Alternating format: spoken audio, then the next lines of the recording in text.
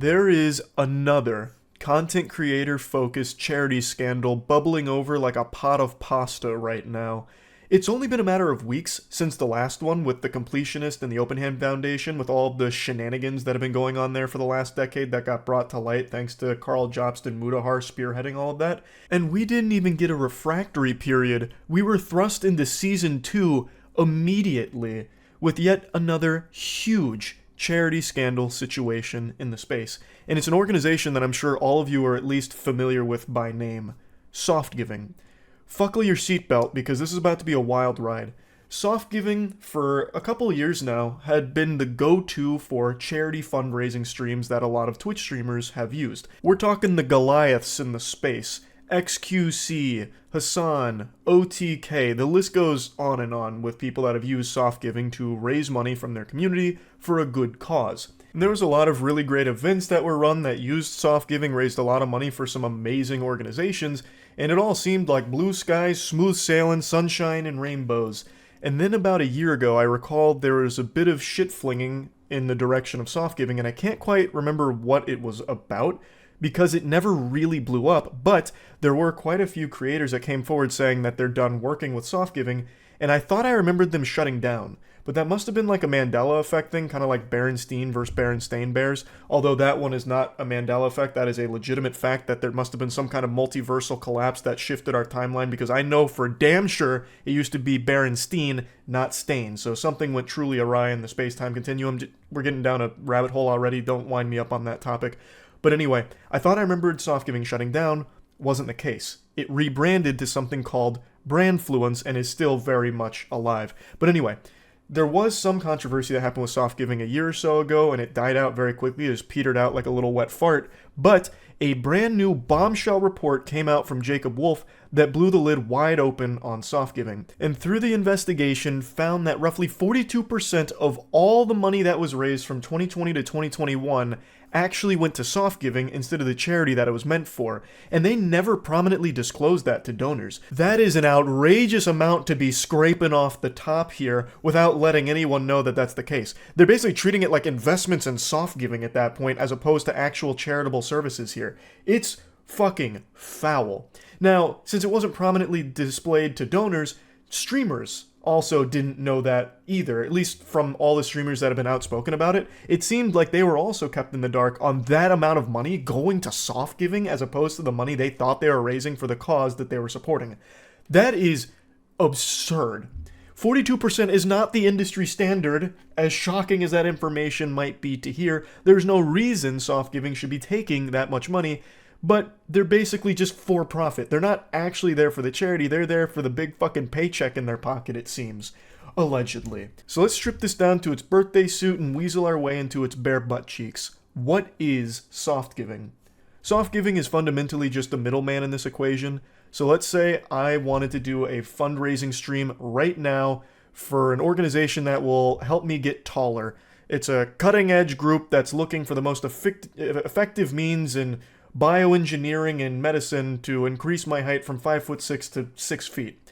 So instead of having my community donate directly to that foundation, fucking pipsqueakpowerup.org or whatever, I would partner with Softgiving to have my community donate through the Softgiving campaign, and Softgiving would take that money that they donated and transfer it to that organization. They would take it and basically just be this conduit for the money to flow through to the organization that the stream is supposed to support.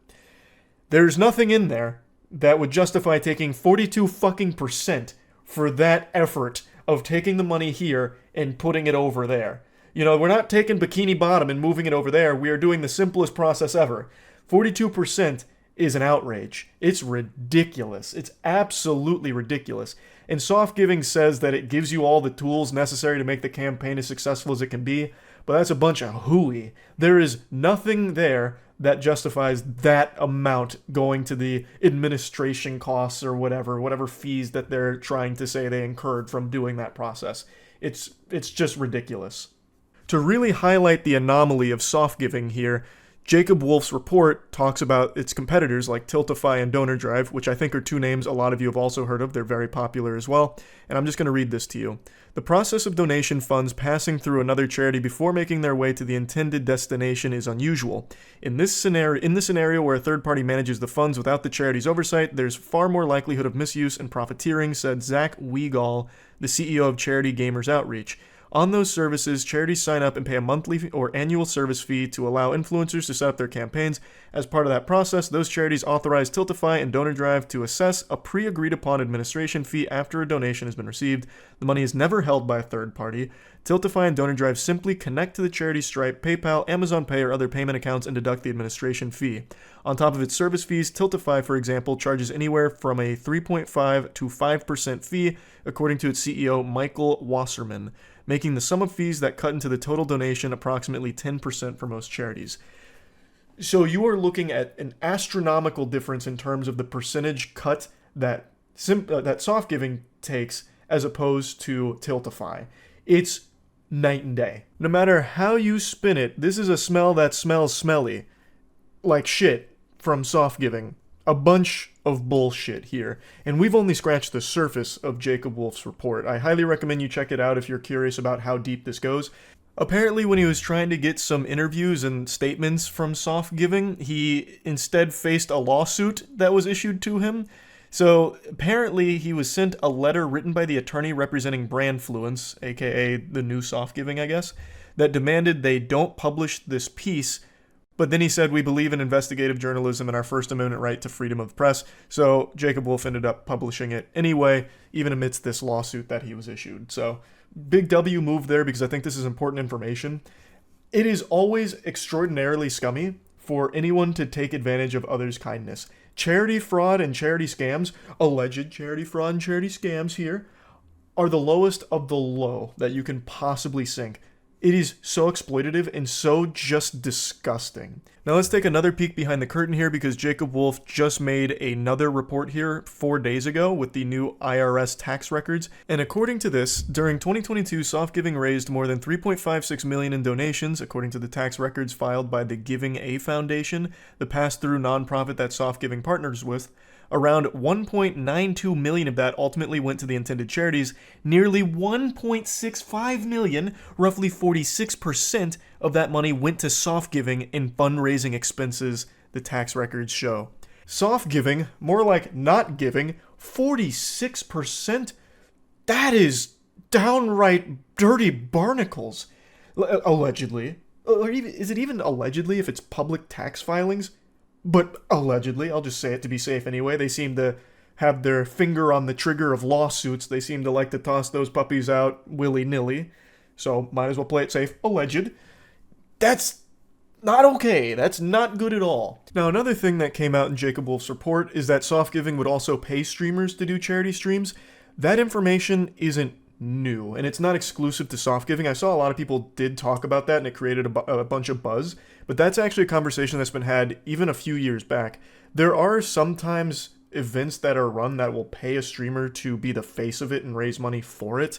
And that's always going to leave a sour taste in people's mouths, understandably so, because if you're a streamer or a content creator that's raising money for a charitable cause, the impression is that you're doing it from a genuine place of care and wanting to help, as opposed to it being some kind of paid brand partnership, because it doesn't seem that sincere anymore if you're getting paid to do it. In that case, why are you paying the content creator? You could just take that money that you're going to pay them and put it into the charity itself, you know what I mean? And if the content creator really does care, they'd run the charity stream with you, is how I would personally view it. I feel like doing paid charity streams is just never going to be a good look. But again, that's not something that's exclusive to Softgiving or this report. That is something that's been in the industry occasionally for a long time now, unfortunately. That's also a debate that's been had a lot over the last few years since that information became more public knowledge with paid charity streams. I think one of the main arguments in support of that practice was people saying that without a content creator spearheading it and like taking charge of it, it wouldn't have as many eyes, thus wouldn't raise as much money for the charity.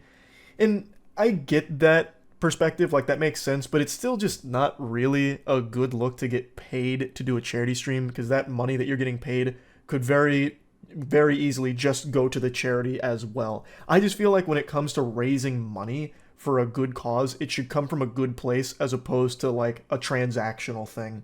But that's just my personal view on it. I don't think paid charity streams are a great thing. But anyway, back to soft giving and how much they take out of the cookie jar here. So, with all of this coming out from Jacob Wolf's report, a lot of streamers have been questioned by the communities wondering, well, how much did you know and how do you feel about this? And from everyone that's talked about it loosely so far, it seems that the common sentiment is they had no idea that soft giving operated this way.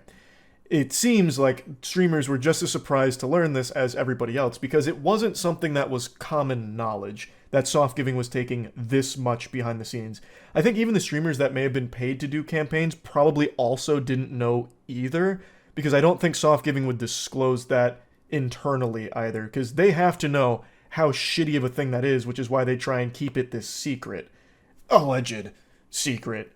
So that's kind of what I think. Asmongold on stream said that they're engaged in a lawsuit with soft giving over all of this, with this whole massive controversy and charity scandal. So I guess we'll have to wait to hear more information about how that goes and what the lawsuit will entail. But regardless, this is a situation where everybody loses, especially the donators who gave their hard-earned money to a cause they thought was great, and definitely is a good cause for most of these fundraisers, but were absolutely fucking scammed, alleged, scammed by soft giving by not properly disclosing how much money they were taking. It's a tragic thing to exploit people's kindness in that way, especially when it comes financially. You're not only just taking advantage of people's willingness to help others, you're taking their money on top of it too in this pursuit of trying to help others. It is as low as you can fucking get. So I wanted to just put this on everyone's radar here. I highly encourage you to read Jacob Wolf's report on this for a far more detailed breakdown of everything. I gave you like the bare bones cliff notes of all of it. It is some scummy shit. So just wanted to talk about this a little bit. I am very curious to see what other streamers will come out to talk about their experience with soft giving, if they choose to, or if this is going to be something that's mainly going to be fought with lawsuits behind the scenes, which is also entirely possible. But we'll just have to wait and see. But anyway, that's about it. See ya.